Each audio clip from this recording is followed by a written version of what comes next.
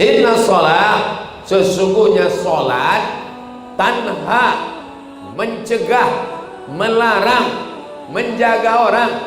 Yang pertama, anil fahsya, dari perbuatan fahsya, wal munkar, dan munkar. Kita baca terjemah bahasa Indonesianya.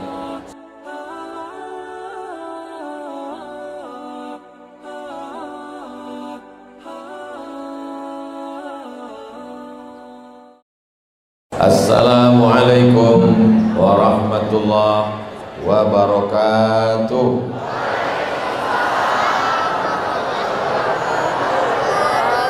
Apa kabar semua jamaah?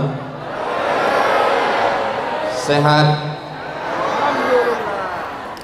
Kita selalu berdoa, Rabbana atina fid dunya wa fil akhirati.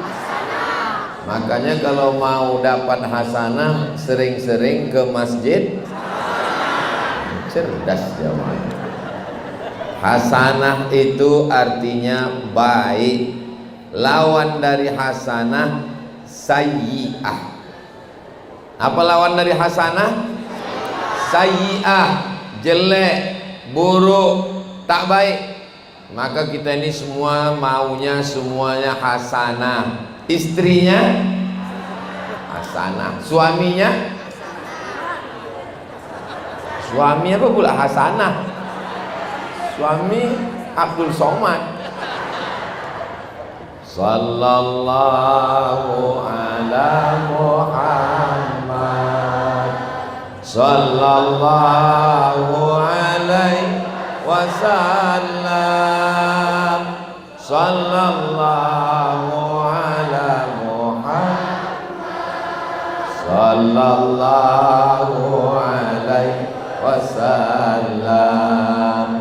Ya Nabi, salam alaika. Ya Rasul, salam alaika. Ya Habibi, salam alaika. Salawatullah alaika. Itu namanya Kalau tuan membeli minyak, jangan lupa beli peniti. Mik ini memang banyak, tapi semuanya mati. Kalau tuan beli pemiti, jangan lupa beli sayur kubis. Kalau mik sudah mati-mati, itu tanda waktu sudah mau habis. Masalahnya kita ini kalau sudah dimulai mempantun, tak bisa dia berhenti. Sampai mana tadi hilang pula isi ceramah. Kita ini maunya kalau setiap acara itu jangan lupa pertama mengucapkan alhamdulillahi rabbil kullu amrin zibalin, semua amal yang baik walam yubda bihamdillah, kalau tidak dimulai dengan alhamdulillah fahuwa aqta, amal itu maqtu'ul barakah, tak ada barokahnya. Maka kalau mau kita acara itu barokah, hidup barokah, keluarga barokah, anak barokah, istri barokah, banyak-banyak alhamdulillahi rabbil.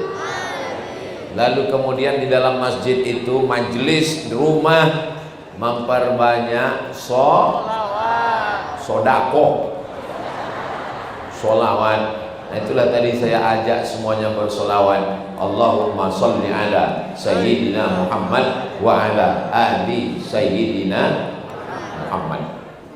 Lalu kemudian jangan sampai di majelis itu tak ada membaca Quran. Bacakan ayat Quran. A'udzubillahi minasyaitonir rajim. Ustaz, untuk apa lagi baca Quran? Kan udah dibacakan Ustaz Zaini tadi. Beliau sudah dapat pahalanya. Tapi saya kan belum. Membaca sudah, mendengar sudah, tapi saya membacakan belum. Saya pun ingin juga dapat pahala membacakan ayat Quran. A'udzubillahi minasyaitonir rajim. Innas salata tanha 'anil fahsya'i wal munkar. Waladzikrullahi akbar. Wallahu ya'lamu ma tasna'un. Shadaqallahul azim. Kenapa ayat itu yang Ustaz baca? Itu kebetulan di depan. Inna sholat, sesungguhnya sholat, tanha, mencegah, melarang, menjaga orang. Yang pertama, anil fahsya, dari perbuatan fahsya, wal munkar, dan munkar. Kita baca terjemah bahasa Indonesianya. Sesungguhnya sholat itu mencegah perbuatan keji dan mungkar. Keji itu yang mungkar, mungkar itu ya keji. Perbuatan keji pasti orang tak suka. Yang tidak disukai itu mungkar.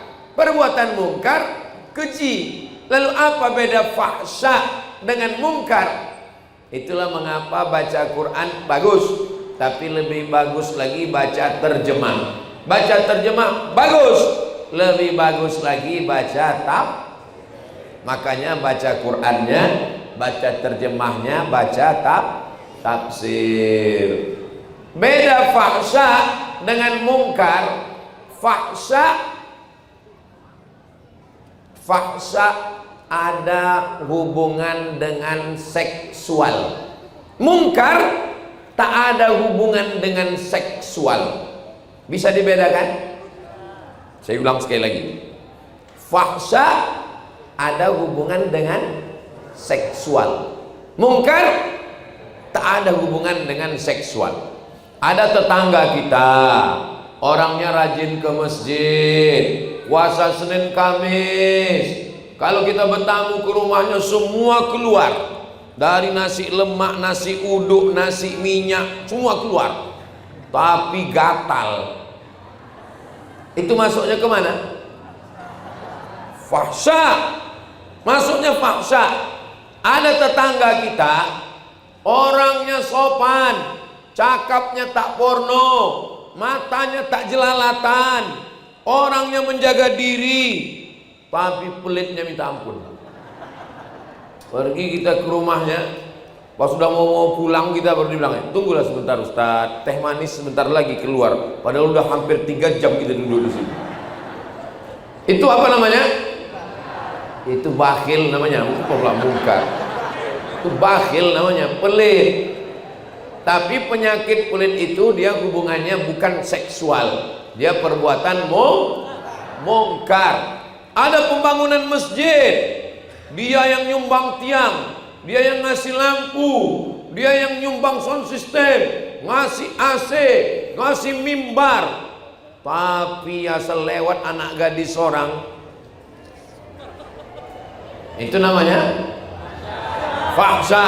Jadi kalau orang sholat, maka dia selamat dari dua-duanya, selamat dari fahsya dan mungkar.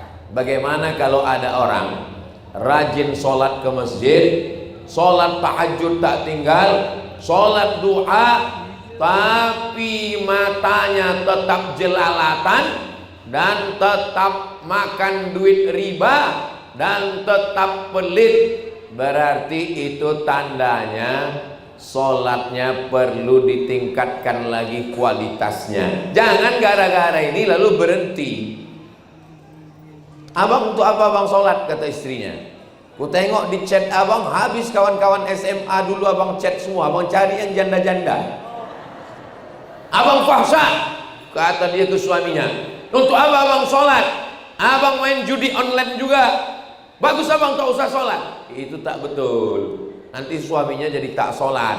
Maka ditingkatkan kualitas sholatnya. Insya Allah kalau sudah sampai tingkat sempurna, sholatnya dapat mencegah dari perbuatan keji dan mungkar. Mudah-mudahan sholat kita semua, termasuk yang ceramah ini. Jangan sangka Ustadz Abdul Somad itu tidak digoda setan. Saya ini pun juga digoda setan. Sampai kapan kita berhenti digoda setan?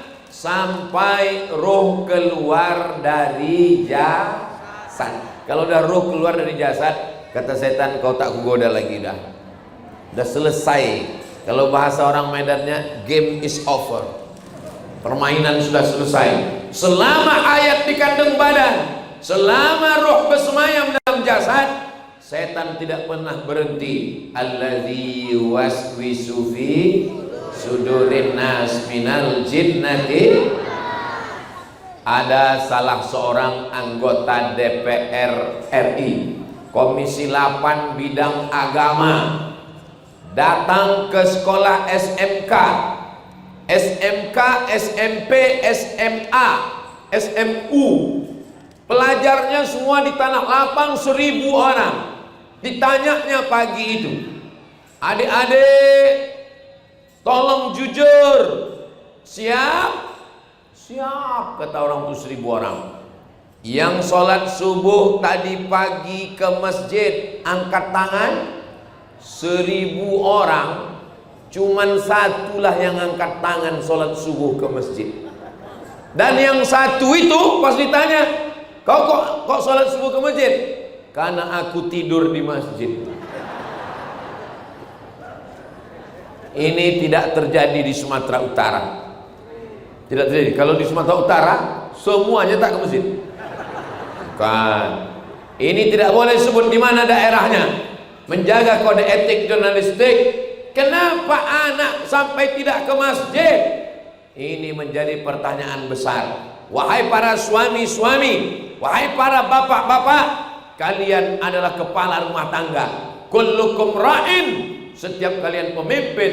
Wa kullukum mas'ulun an ra'iyatih, setiap kalian akan ditanya, akan dituntut, akan diminta tanggung jawab di hadapan Allah Subhanahu wa ta'ala. Saya sudah menyampaikan, mau bapak-bapak ini mendengar, alhamdulillah. Tak mau dia mendengar, aku sudah lepas tanggung jawab di hadapan Allah Subhanahu wa ta'ala.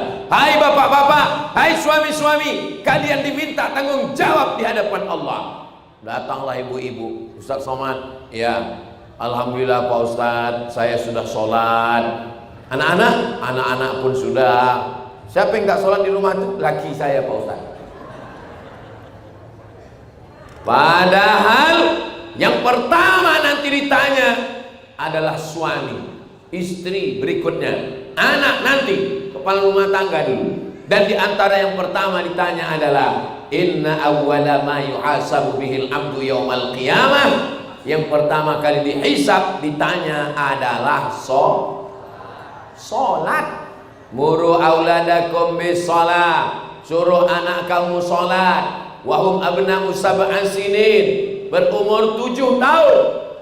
Wadribuhum fil asrah, pukul 10 tahun.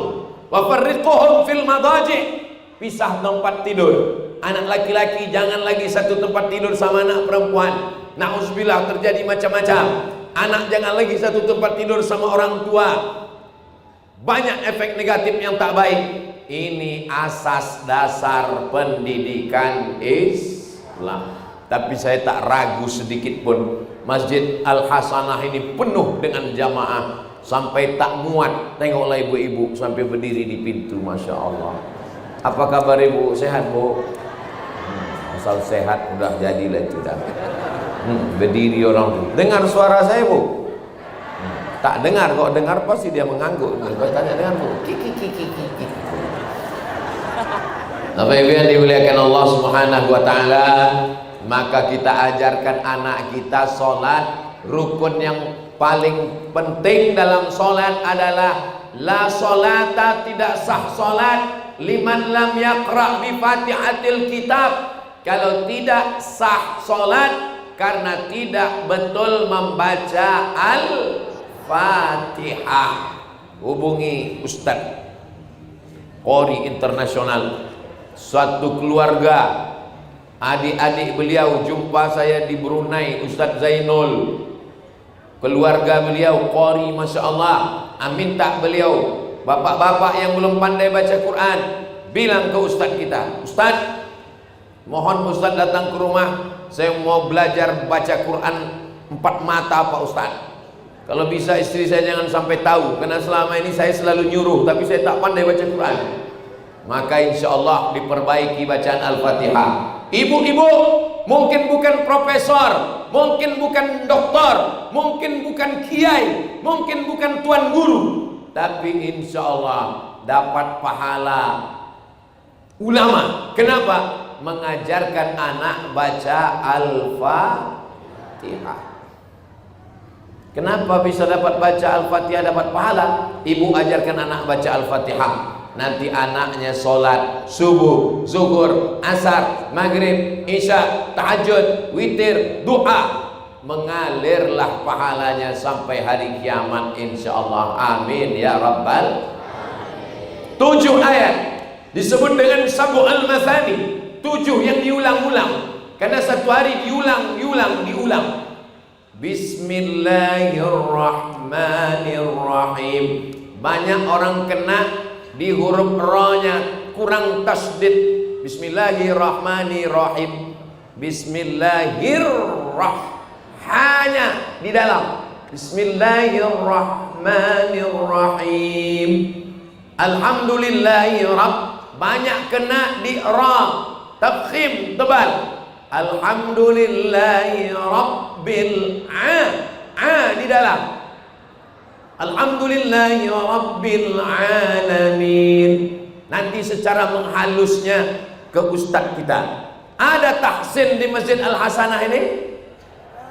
Kalau tak ada, daftarkan segera ke Masjid Al-Hasanah sebelum tanggal penutupan berikut ini. Dari maghrib ke isya, ibu, bapak bawa anaknya ke Masjid Al-Hasanah. TV mati, laptop mati, komputer mati, parabola mati. Kenapa mati? Karena ngaji Pak Ustaz? Bukan, karena pemadaman bergilir. Matikan TV 45 menit dari maghrib ke isya, dari jam 7, jam 6.30 sampai jam 8. Tak ada alat komunikasi hidup. Ibunya, anaknya antar anak ke masjid. Bapaknya buat di pojok sana, ibunya di belakang sana, anaknya di depan. Satu-satunya yang bisa menyelesaikan buta huruf Al-Quran adalah dengan kembali ke masjid. Universitas besar, tapi masjid kosong. Untuk apa? Untuk apa anak kita profesor, doktor? Untuk apa anak kita hebat-hebat dunia? Nanti pada akhirnya kita mati akan dibacakan Al-Quran. Al-Quran bukan untuk orang mati, Al-Quran untuk orang hidup, Al-Quran pedoman hidup. Tapi kalau kita mati dibacakan Quran, mengalir pahalanya insyaallah. Amin ya rabbal. Apalah perasaan Ustadz dapat baju biru, kain biru ini? Mantap, cuman panas kurasa. Bapak Ibu yang dimuliakan Allah Subhanahu wa taala, sampai masanya anak-anak sekolah S1, S2, S3 tapi tak pandai membaca Quran, tak ada gunanya. Saya tidak mau ngetes satu-satu. Saya bukan orang yang mau mempermalukan depan orang banyak, tapi ini kita evaluasi kita. Bagaimana kita ke depan? Kapan Bapak terakhir mengajar ibu mengaji? Jangan jawab. Dan nanti kalau saya tanya satu-satu, kapan suami ibu ngajar ibu ngaji? Alhamdulillah Pak Ustadz, sejak nikah sampai sekarang cuman sekali dah buka Quran Pak Ustadz. Kapan itu? Waktu nengok mahar. Kunikahkan engkau dengan anakku dengan mahar, seperangkat alat sholat dan kitab suci Al-Quran tak pernah dibuka sampai mati tunai. Apa ini? Nanti malam habis maghrib datang ke masjid, siapkan guru mengaji. Bagaimana Ustaz? Murid-murid Ustaz siap dikirim ke Al-Hasanah? Siap kata Ustaz. Jamaahnya gimana? Siap mengaji? Dari bunyinya tak siap guru. Bapak Ibu yang dimuliakan Allah Subhanahu wa taala.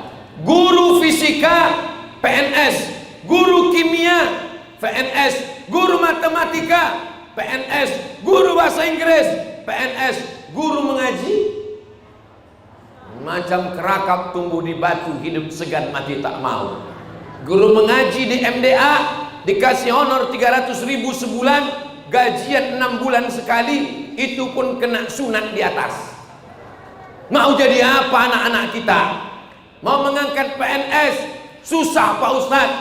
persetujuan BKN, Badan Kepegawaian Negara di Jakarta, tak bisa. Selesai dengan honorer. Honda namanya.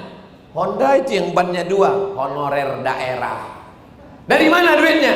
APBD. Tapi bupati, gubernur, wali kota tak mau. Diselesaikan melalui anggota dewan. Anggota dewan yang peduli pada guru mengaji, yang peduli kepada masjid, bersidang. 50 orang anggota dewan kabupaten, provinsi. Apakah anggota dewan setuju kalau guru mengaji di masjid kita kasih insentif? Setuju? Itu kalau anggota dewannya ke masjid, peduli pada Quran, pernah mengaji. Tapi kalau dia pun tak pandai mengaji, dia pun tak pernah ke masjid. Kita bukan tinggal di kerajaan Delhi, kita tidak lagi tinggal di kerajaan Serdang, kita tidak lagi di kerajaan Langkat, kita tidak lagi di kerajaan Toba. Kita tinggal di negara kesatuan Republik Indonesia. Kita sekarang tinggal pakai sistem demokrasi. Dalam demokrasi yang berkuasa tertinggi adalah rakyat. Rakyatlah yang akan memilih orang yang akan menentukan nasib masjid kita, guru mengaji kita, APBD kita 5 tahun ke depan. Itu dipilih oleh orang-orang yang sholat. Iya Pak Ustadz, memang ada. Saya tahu dia sholat, tapi dia tak ada ngasih duit Pak Ustadz. Yang tak sholat ini pula yang nyebar-nyebar amplop banyak Pak Ustadz. Ini kalau ada ngasih duit menjelang 14 Februari ini, duitnya diambil apa tidak?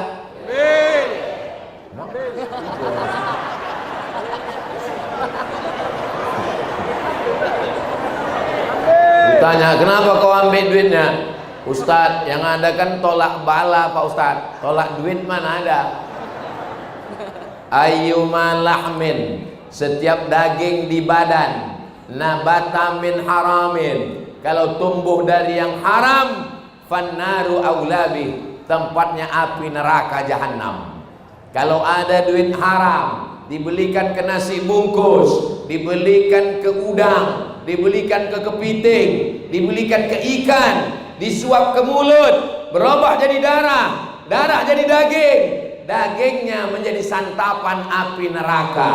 Tiap hari berdoa, Rabbana atina fid dunya hasanah wa fil akhirati hasanah wa qina azabannar. Bagaimana mungkin jauh dari neraka kalau daging dari api neraka? Dimakan nasi haram, lontong haram, ikan haram, daging haram, gulai haram, berubah menjadi setetes darah. Darah yang satu piring mangkok tadi bakso, mie ayam, lontong, satu mangkok berubah menjadi setetes darah. Setetes darah masuk ke jantung, dari jantung disembur naik ke otak, otak jadi jahat, otak jadi kotor gara-gara makan haram. Saya tak ada menyuruh, tak ada melarang. Ini tentang duit tadi. Ini terserah. Oh kalau gitu Pak Ustadz nggak usahlah ku makan. Kalau gitu ku belikan aja lah ban motor, ku belikan aja lah ke pagar, ku belikan aja. Rajulun as'as, ada seorang laki-laki, rambutnya kusut, berdebu. Kenapa rambutnya kusut? Karena dia tidak bersisir. Kenapa dia tak bersisir? Takut kalau dia bersisir, rontok rambutnya sehelai, dia kena dam karena dia sedang ihram. Tangannya diangkatnya ke atas, doanya tak dikabulkan Allah. Kenapa doanya tak dikabulkan Allah? 4 sebab. 1, mat'amuhu haram, makanannya haram. 2, masrabuhu haram, minumannya haram. 3, malbasuhu haram, pakaian haram. Jangan belikan ke pakaian haram. 4, wahudhiya bil haram, dikasih anak bini makan haram. Sekali haram tetap.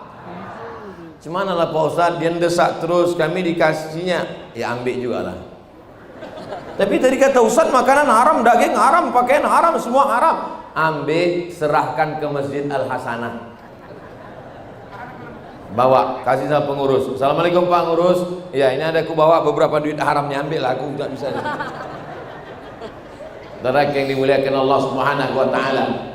5 menit di TPS, 5 menit di kota kecil, pagi 14 Februari, 5 menit di pagi itu menentukan 5 tahun ke depan. Deli Serdang, Medan, Sumatera Utara, Indonesia. Saya kemana-mana menyampaikan, pilihlah orang baik, sahabat kita, kawan kita. Kalau Tuan ke Jakarta, jangan lupa membeli kain. Kalau ada kawan kita, mengapai pilih orang lain? Betul? Tak ada untungnya sama saya. Saya bukan orang partai, saya bukan orang politik, saya ustadz. Tapi guru mengaji, masjid yang menentukan APBN, APBD adalah orang-orang yang akan kita pilih. Maka pilihlah orang yang baik-baik, tempatkan di tempat yang baik, supaya kebaikan yang menyebar untuk kita semua, insya Allah. Amin ya rabbal. Ini Masjid Al Hasanah ini masuk kabupaten kota mana ini? Medan. Oh, di Medan kita nih sekarang. Oh, kusangka di Deli Serdang. Bapak Ibu yang dimuliakan Allah Subhanahu wa taala, ketika ada seorang raja, sultan, dialah yang paling berkuasa. Tapi dalam demokrasi, yang berkuasa bukan sultan, yang berkuasa bukan raja. Bahkan presiden pun bisa di-impeachment. Kalau sepakat 500 anggota DPR RI untuk menjatuhkan, bisa. Kenapa? Karena kekuasaan di tangan rakyat, dan rakyat memilih wakilnya. Wakil rakyat itu disebut dengan Dewan Perwakilan. Wakil kita semua. Ketika kita sedang melihat gambar, kita ambil paku, kita menusuk kertas, itu namanya syahadah. Apa namanya? Syahadah. Syahadah artinya persaksian. Ya Allah, aku bersaksi orang ini layak menjadi wakilku 5 tahun ke depan. Bismillah. Cucu terserahlah, mau lubang hidungnya, mau mulutnya. Ala adullukum ala akbaril kabair. Maukah kalian kutunjukkan dosa terbesar di antara dosa besar? Apa dosa besar itu ya Rasulullah? Ada 3. Yang pertama, dosa besar itu kata Nabi syirik. Ada jamaah Al Hasanah ini yang syirik? Ada yang kedukun? Ada yang percaya pada ramalan? Tidak ada yang syirik. La ilaha illallah.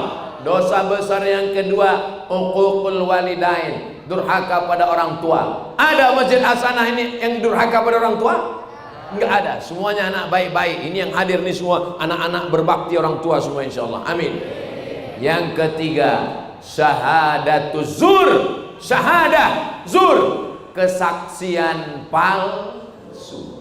Tak baik, ditusuknya juga katanya baik. Tak betul, ditusuknya juga katanya betul. Maka berijtihadlah. Inna sam'a, dengar baik-baik. Wal basar, tengok baik-baik. Wal fuad, renungkan baik-baik. 3, dengar baik-baik, tengok baik-baik, renungkan baik-baik. Setelah itu bismillah, tawakkal Allah, la haula. Subhanallah walhamdulillah wa la ilaha illallah wallahu akbar wa la haula wa la quwwata illa billahil aliyyil azim. Saking semangatnya di depan masjid jamaah Al Hasanah sampai lupa menyebutkan yang terhormat, yang terhormat, yang terhormat. Nah, itulah grogi saya dapat kain baru tadi. Saya ini ke Sumatera Utara ini dibawa oleh namanya tim UAS. Jadi yang mengatur jadwal ke sana kemari. Kalau ada masjid yang tak dapat, lapor ke tim UAS. Ada penasehatnya. Tim UAS ini ketuanya namanya abang saya di Mesir. Kami belajar di Mesir. Saya angkatan 98, dia angkatan 94. Namanya Haji Iqbal Sauki Pulungan. Mohon berdiri dulu Pak Ketua. Banyak ini jamaah mau menengok. Cemana bentuk ketuanya? Itu orangnya. Jangan duduk dulu, agak-agak setengah jam lah. Ada lagi anggota. Nama anggotanya Bang Hairudin. Abdi dulu Bang Hairudin. Ini anggota Bang Hairudin. Ke depan Bang Hairudin, ibu-ibu itu mau nengok. Yang satu lagi anggota Bang Darwis Halomuan Harahap. Abdi dulu Bang Darwis. Ini ketua semua anggota. Ada lagi penasehat. Penasehatnya namanya Pak Abdillah. Mohon maaf Pak Abdillah, bukan menyuruh. Minta tolong. Penasehat sengaja disebut terakhir biar sebentar berdirinya. Pak Abdillah. Yang satu lagi Bang Rahutman. Mohon maaf Bang Rahutman. Ini Bang Rahutman. Assalamualaikum warahmatullahi wabarakatuh. Udah nampak? Udah jelas? Sama macam yang di Baleho. Udah. Duduklah Bang. Bapak Ibu yang dimuliakan Allah Subhanahu wa taala. Bapak Ibu saudaraku yang dimuliakan Allah Subhanahu wa taala, salat itu tidak sah kalau tidak ada niat. Niatnya di mana? Dipasang. Niat itu dipasang dalam takbiratul ihram. Salatnya salat apa? Zuhur. Berapa rakaat? 4 rakaat. Wajib apa sunat? Wajib. Jadi imam apa jadi makmum? Makmum. 4 ini dipasang dalam takbiratul ihram. Sembayangnya apa? Usolli fardhu zuhri. Berapa rakaat? 4 rakaatin. Ada apa qadha? Adaan. Jadi imam apa jadi makmum? Makmuman lillahi ta'ala. Dipasang dalam takbiratul. Makanya takbirnya panjang. Allahu Akbar. Tapi Pak Ustadz, aku tengok imam kami pendek aja takbirnya. Allahu Akbar. Kapan dia berniat? Kalau ada imam takbirnya pendek, Allahu Akbar, berarti dia memasang niat sebelum takbiratul ihram. Tegak dia dipasangnya niat. Aku sholat zuhur 4 rakaat, adaan jadi imam. Allahu Akbar. Takbirnya kosong, tak ada niat di dalam. Itu mazhab Hanafi, Hambali dan Maliki. Kalau mazhab Syafi'i, niatnya di dalam takbiratul ihram. Sekarang kutanya sama ibu yang di pintu. Ibu kalau sholat niatnya di dalam takbir atau sebelum takbir? Tak jelas, niku dengan takbir gitu. Satu orang jawab, ibu yang pakai jilbab biru. Banyak pula orang tua yang biru. Niat sholat dalam takbir atau sebelum takbir? Takbir gitu. Kalau ada yang berniat di dalam takbir, mazhab Syafi'i. Kalau berniat sebelum takbir, mazhab Hanafi, mazhab Hambali, mazhab Maliki. Yang tidak sah itu sesudah takbir. Masuk ke masjid, tak apa-apa pikirannya, habis nengok-nengok handphone, habis nonton TV, langsung Allahu Akbar. Sholat zuhur apa asar ya? Zuhur aja lah. Tak sah. Makanya sebelum sholat tuh banyak orang pakai usolli fardhu zuhri. Itu bukan niat. Usolli itu bukan niat. Usolli itu melafazkan niat. Niat itu adanya di dalam hati. Usolli fardhu zuhri 4 rakaatin adaan makmuman lillahi ta'ala. Kebetulan dia orang Al-Wasliyah. Usolli. Orang Muhammadiyah tak pakai usolli. Yang sebelah sini orang Al-Wasliyah. Usolli fardhu zuhri. Datang orang Muhammadiyah, enggak pakai usolli. Berkelailah Al-Wasliyah sama Muhammadiyah. Yang di tengah ini preman, baru taubat. Kok gitu bagus lagu nggak usah sembahyang katanya. Kami selama ini nggak ada kelahi, solid kami, sama-sama mabuk kami, sama-sama sakau kami, sama-sama beganja kami. Malah di masjid pula orang berkelahi. Yang pakai usolli sah, yang tak pakai usolli sah, karena niat tak berbunyi. Niat itu adanya di dalam hati. Lalu kalau niat dalam hati, kenapa orang membunyikan niat? Kenapa dibunyikannya niat? Usolli fardhu zuhri. Karena hatinya bimbang. Ustaz, saya kalau hati saya sedang tenang, tak ada saya pikir usolli, jadi imam saya. Allahu Akbar. Tapi kalau sedang berkecamuk banyak macam-macam, menguatkan hati, usolli fardhu zuhri 4 raka'atin adaan imaman lillahi ta'ala. Allahu Akbar. Habis itu kita pun kiblat mata ke tempat sujud.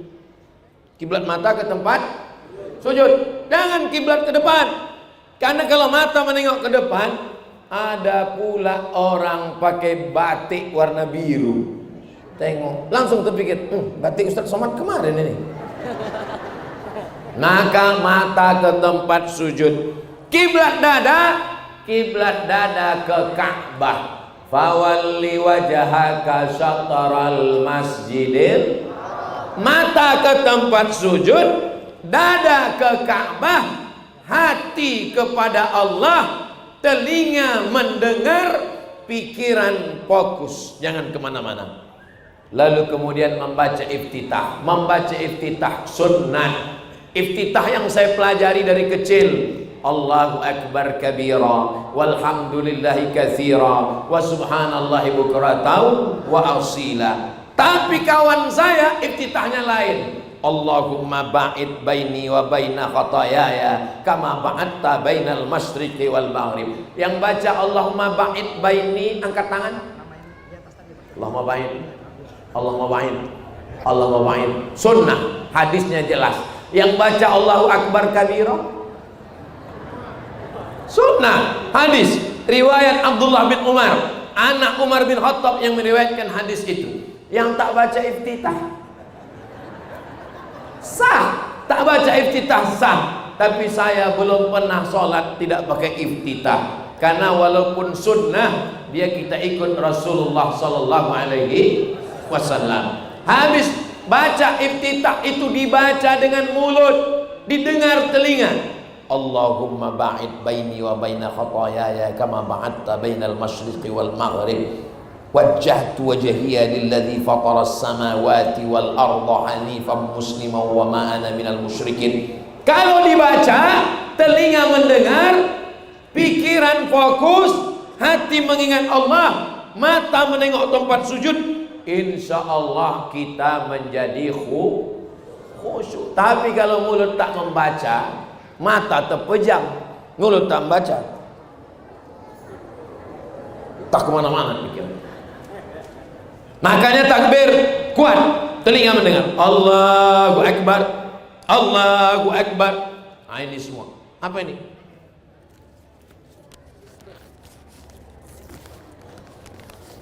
Oh, pertanyaan. Saya tausiah tadi mulai jam 10. Sekarang sudah jam 10.40. Rupanya udah 40 menit saya berdiri. Pembahasan baru takbiratul ihram. Mau diselesaikan salam. Sementara saya ke Sumatera Utara ini setahun cuman sekali. Tahun 2024 ini saya ke Sumatera Utara ini cuman sekali setahun. Berarti nanti sampai salam ini kita ulang lagi di 2025 insya Allah. Bapak Ibu yang dimuliakan Allah, hari ini hari apa ini? Rabu, Kamis, Jumat, Sabtu. 4 hari inilah saya dibawa keliling oleh Ustaz Iqbal Sauki menyampaikan dakwah Islam. Tapi kalau saya mati, saya tidak ragu sedikit pun. Kenapa? Karena di hadapan saya ada anak-anak muda yang akan melanjutkan tongkat estafet dakwah. Allahu Akbar. Allahu Akbar. Kalau Tuhan makan rambai di kota Padang, ibu-ibu yang ada di jendela jangan melambai, isi pengajian bisa hilang. Lambai orang itu pula saya. Dulu seingat saya di Medan ini, anak-anak muda yang melambai kan, dilambaikannya tangan, adek godain kita dong gitu. Sekarang anak-anak muda udah mengaji, omak-omak pula yang melambai. Habis baca iftitah, baca ayat, Bismillahirrahmanirrahim. Alhamdulillahi rabbil alamin. Arrahmanir rahim. Maliki yaumiddin. Iyyaka na'budu wa iyyaka nasta'in. Ihdinas siratal mustaqim. Siratal ladzina an'amta 'alaihim ghairil maghdubi 'alaihim waladdallin.